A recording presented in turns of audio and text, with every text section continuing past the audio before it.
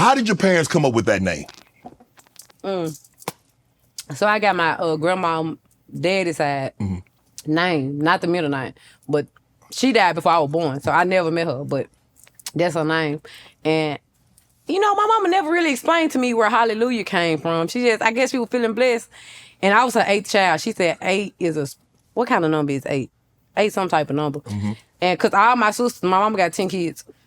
All the boys, so the oldest 3 got their own daddy. Right. And then the rest of the 7, we got the same daddy. And so all my 10? daddy, yeah. My mama got 10 kids. Yeah.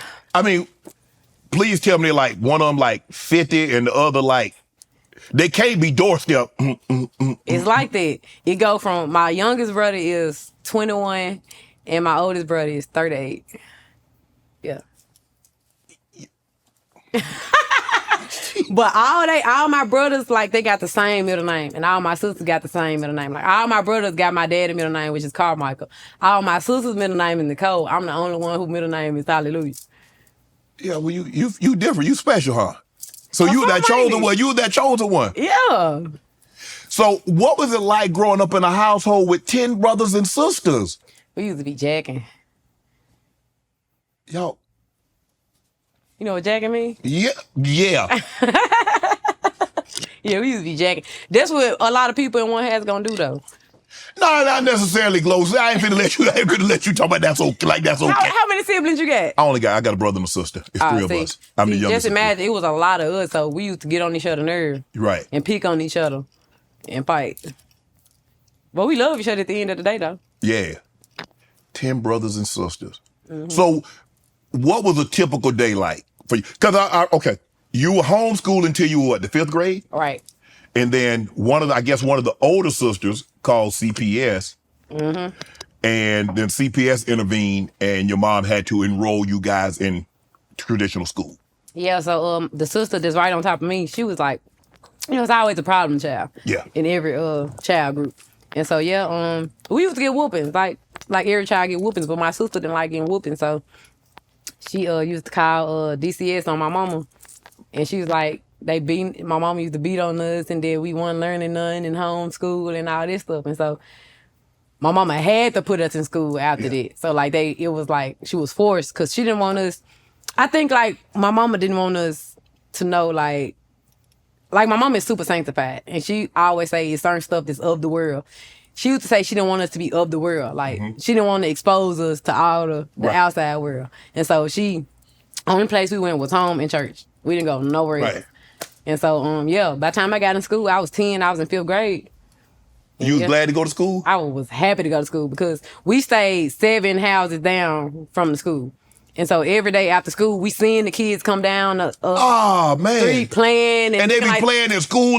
Yeah, looking like they got friends, like they having fun. And I used to every time at 2:15, I used to look out the window at the kids walking home from school, and they just used to be so happy having fun. So I used to want to go to school so bad. I was so happy when we finally had to go to school. So what was the relationship like, your relationship like with your mother? You said 10 kids. It's hard to divvy up attention and affection for 10 kids now. That's a lot. It's just like, so I'm the 3rd youngest, so I'm number 8 out of 10 kids. Yeah. But I never was treated like I was a young child. Like, once my oldest sister was grown and left the house, my mama had me like the child that was next to her. Like, I used to have to put all my mama receipts together, so keep up with her money. I used to have to remember all her passwords to her stuff. So I never was treated like, my mama never handicapped me. Like I never was in a group with the young kids. Right. So she always had me by her. So I was always more advanced than everybody. Right. Because she always had me like her assistant a little bit. Help me understand. Your mom was like pagan? What's pagan? Like, there's 2 forms. There's one that doesn't believe in religions. They don't go to church, they don't go to mosque, they don't go to synagogues. And then there's one that believes that there are many gods. No, my mama ain't even one of them. My mama just believe in God. And she believed in God. And she don't believe in holidays. Like, she don't believe in Christmas. She don't believe in Halloween. Like, we didn't celebrate a lot of holidays coming up. What, did she believe like nature? Like, as in what? It's like polytheism, which is many. So I'm trying to get a sense of like your mom. If you didn't go to church, you didn't go to synagogues.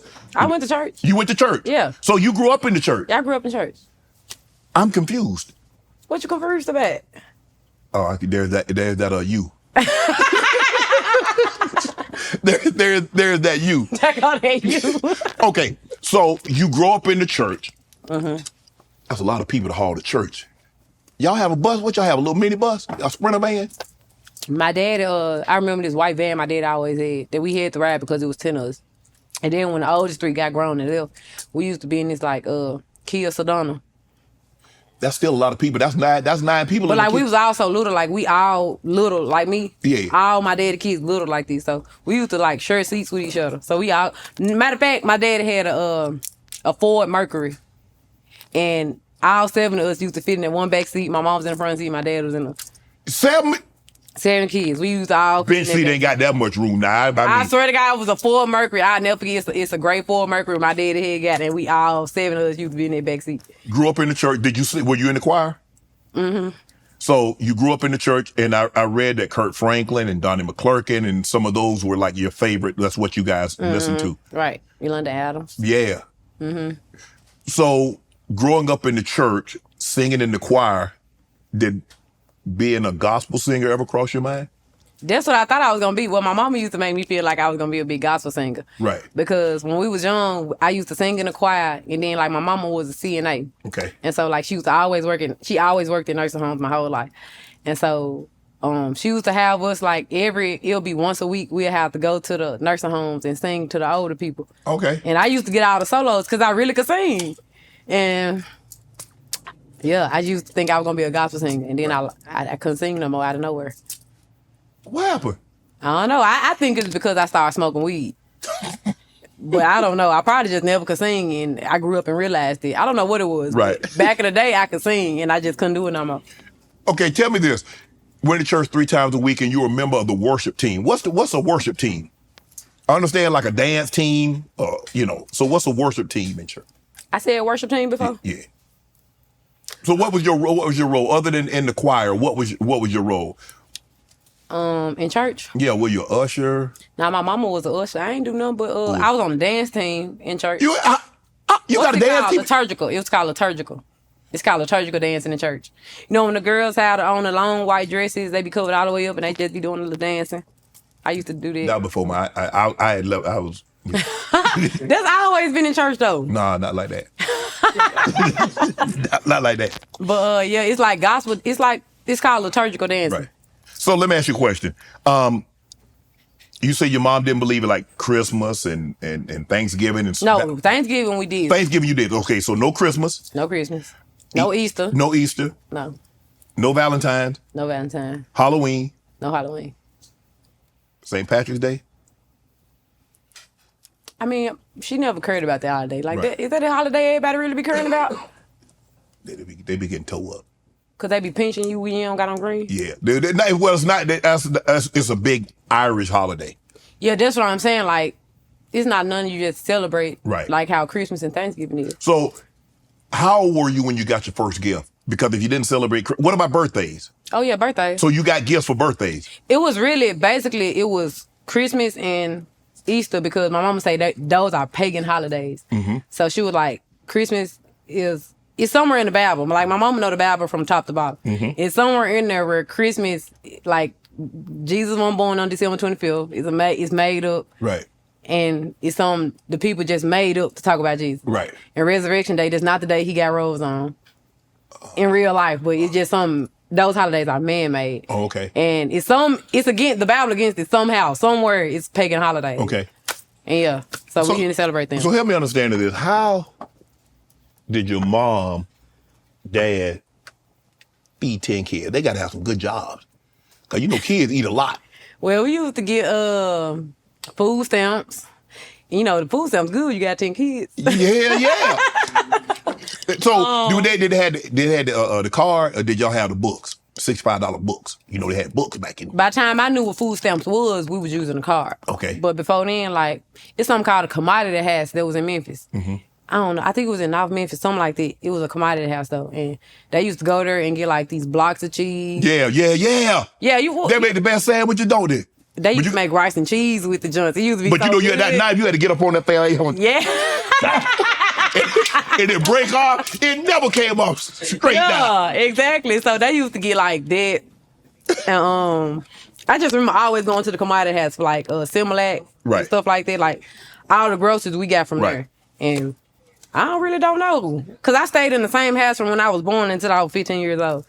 Right. I stayed in that same house. How many people slept in the bed? How many people slept in the bed? Cause this All four of us slept. Okay, I never had a real bed in my whole life until. Okay, so from when I was born till I was 15, I had never slept in a real bed. Like I thought everybody slept on air mattresses. I never knew people had real beds. So like when growing up, it was a lot of us. The girls had one room, the boys had one room. Well, my two oldest brothers, they used to sleep in like the attic upstairs. Damn. So they had their own room. It wasn't the attic. It was like a room across from the attic. Yeah. And so the boys had one room and the girls had one room, and we all slept on one queen size air mattress. And yeah, I was like that my whole life. And I never knew, like, I used to think my mom was being mean to us because she used to let people come over our house and stuff. Because, you know, I grew up, we had breads and roaches and blah, blah. And I used to be like, when I used to go to school and the kids be talking about, yeah, we gonna go over what's name house. I used to be like, dang, can't nobody come over my house. But I just thought my mom was being mean the whole time. I would have been embarrassed because they would have been like, you don't got no bed. Yeah, you sleep on the air mattress. Your back should be messed up sleeping on the floors. Yeah, and we used to sleep on floors too, like, cause you know one little thing can put a hole in the air mattress. Yeah. And like my dad used to always go get the patches for the air mattress, Yeah. and you glue it on there and patch the hole up on the air mattress. And until they got the money to go buy the patches, we'll sleep on the floor until the air mattress got back patched up. And when I turned 15, I moved with my dad, and my dad was staying in a hotel. And that was the first bed I ever slept in my whole life. So, was your mom strict? My mom, yeah, she was super strict. Like, we used to have to sneak out the house, because she ain't let us, my mama, she didn't want us exposed to the world. Right. But when we got in school, we was automatically exposed to the world. Like, we around all these other kids. Yeah, they're doing sneaky. Yeah, and so as kids, you want to do what other kids doing. Right. So, yeah, we would sneak out the house. It's easy to sneak out, because you got 10. It's hard to keep an eye on all 10 of them. Well, by the time I started sneaking out the house, the oldest 3 was gone. Okay, so that's still 7. That's a lot to keep an eye on. And so, yeah, we used to be like sneaking out. And my mom used to go to work overnight, like 11 to 7. Right. And yeah. So you grew up in the church. So when did you was there ever time that you do you still go to church? Nah, I don't go to church now. So how old were you when you kind of stopped going? I mean, because I read that you went 3-4 times a week, and then probably went down to 1 to 2 times a week, and then probably no times a week. It was probably when I turned 13, we had stopped going to church. It was we or you? If my mom went to church, I was going to church. Okay. So why she stopped? I don't know, I guess, because we used to change churches a lot. And so, I don't know, I guess she wasn't with the church no more. Right. But she'll still have Bible study with us at home. Right. But yeah, I stopped going to church at 12 or 13. Right. Want to join Club Shay Shay? Become an official member by hitting that subscribe button, where you never know who's going to be joining us for drinks and conversation. Don't be late to the party, because we like to do something before 2 something.